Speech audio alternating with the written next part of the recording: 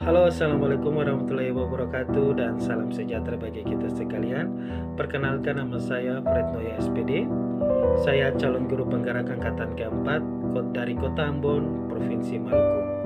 Di sini saya akan membahas terkait tentang refleksi diri pemikiran Ki Hajar Dewantara. Ada 4 hal yang akan saya bahas. Kita lihat dulu hal yang pertama, yakni adalah intisari pemikiran Ki Hajar Dewantara tentang pendidikan. Nah, Bapak Ki Hajar Dewantara, dia mendeskripsikan bahwa pendidikan itu merupakan satu persemaian benih-benih kebudayaan dalam masyarakat. Sehingga Bapak Ki Hajar Dewantara, dia memiliki keyakinan yang teguh, yang sungguh bahwa untuk menciptakan manusia yang beradab, maka pendidikan menjadi salah satu kunci utama untuk ketercapaian kemerdekaan berpendidikan di negara kita Indonesia.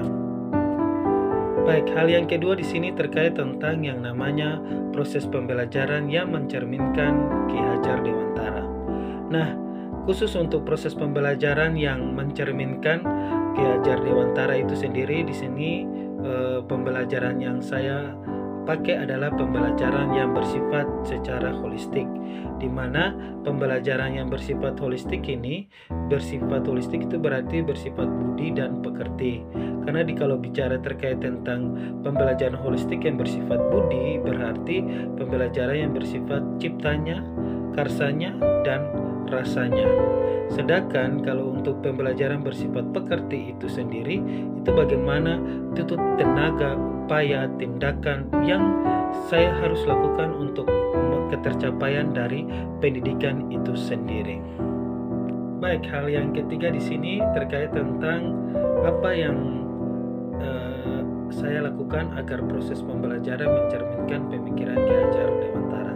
Nah, ada 2 hal yang ingin saya lakukan agar proses pembelajaran itu mencerminkan pemikiran Ki Hajar Dewantara. Itu yang pertama adalah membuat kesepakatan kelas, di mana di dalam kesepakatan kelas tersebut saya bisa mengenali potensi, saya juga bisa mengenali minat, saya juga bisa mengenali bakat, dan juga saya bisa mengenali itu yang namanya peluang untuk peserta didik, untuk saya bisa memetakan mereka menjadi sebuah kelompok-kelompok yang memang untuk guna proses pembelajaran itu sendiri.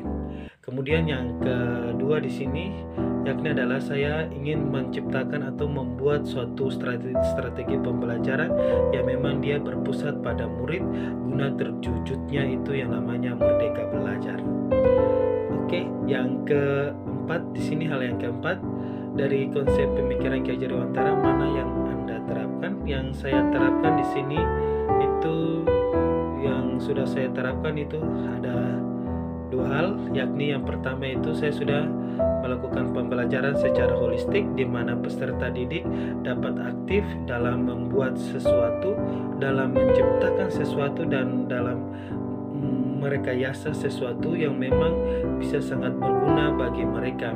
Contohnya, karena saya membawa mata pelajaran geografi, jadi saya menyuruh siswa tersebut bagaimana untuk bisa membuat sebuah peta dari sebuah peta persebaran lahan di Kota Ambon, dan juga peta persebaran lahan di lokasi yang mereka tempat tinggal tersebut.